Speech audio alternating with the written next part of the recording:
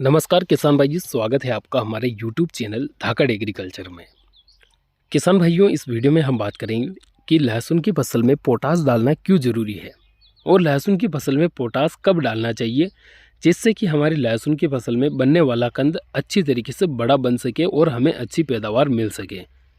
तो इसके बारे में इस वीडियो में हम पूरी डिटेल के साथ में बात करेंगे और आपको बताएंगे कि आपको लहसुन की फसल में कौन से समय पर कौन से पोटास का उपयोग करना चाहिए, जिससे कि आपकी लहसुन की फसल में बनने वाले कंद को आप बड़ा बना सकें। तो इसके बारे में पूरी जानकारी के लिए आप इस वीडियो को अंत तक देखें, ताकि आपको सारी जानकारी समझ में आ जाए।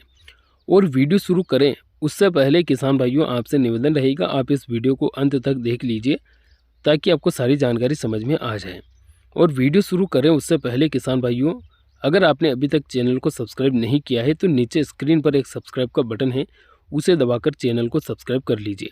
साथ ही घंटे के निशान को भी दबा दीजिए, ताकि आगे भी आपको हमारे चैनल पर नई नई जानकारी देखने को मिलती रहेगी।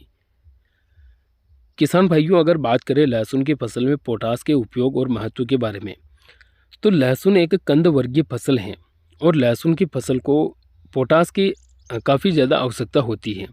खास तौर पर जब लहसुन की फसल में कंद बनने की स्टेज आती है, उस समय पर फसल को पोटास की ज़रूरत ज़्यादा होती है, क्योंकि लहसुन कंद वर्गीय फसल होने की वजह से जब कंद का विकास होना शुरू होता है, कंद बनना शुरू होता है, तो उस समय पर पोटास की ज़्यादा ज़रूरत होती है। और उसी समयांतराल में अगर हम पोटास की पूर्ति कर देते हैं, तो हमारी लहसुन का कंद अच्छी तरीके से विकसित हो जाता है। और उस समय पर अगर कोई किसान भाई अपनी लहसुन में पोटास की पूर्ति नहीं कर पाए, तो उस किसान की जो लहसुन की पैदावार होगी वो कम निकलती है, क्योंकि लहसुन का विकास अधूरा रह जाता है, तो इस वजह से पैदावार कम निकलती है। तो आइए अब कौन से पोटास का उपयोग आपको करना चाहिए, इसके बारे में बात करें।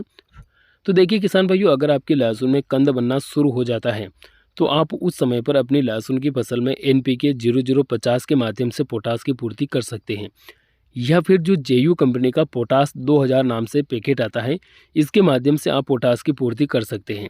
या फिर आप चाहे तो जो दानेदार पोटास आता है, उसके माध्यम से भी पोटास की पूर्ति कर सकते हैं। अब आप इन तीनों तरीक़ों से पोटास की पूर्ति अपनी लहसुन की फसल में कर सकते हैं। क्योंकि देखिए किसान भाइयों, जब लहसुन में कंद बनता है, यानी कि जब 70, 80, 90 दिन की स्टेज फसल की हो जाती है, तो उस समय पर हमें पोटास की पूर्ति फसल में करना काफ़ी ज़्यादा ज़रूरी होता है।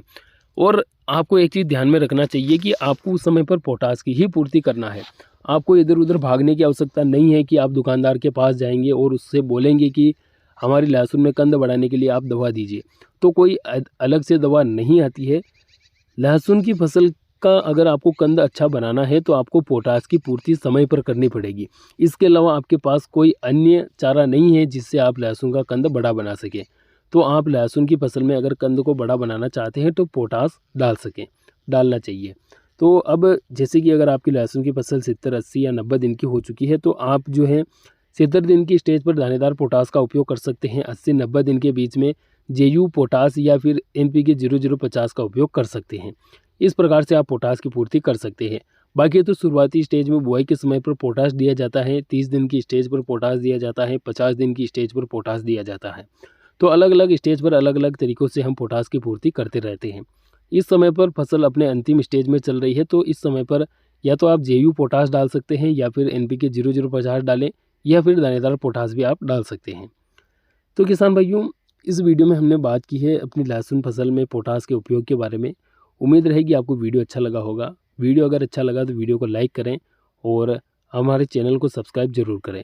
मिलते हैं नए वीडियो में, तब तक के लिए धन्यवाद। जय जवान जय किसान।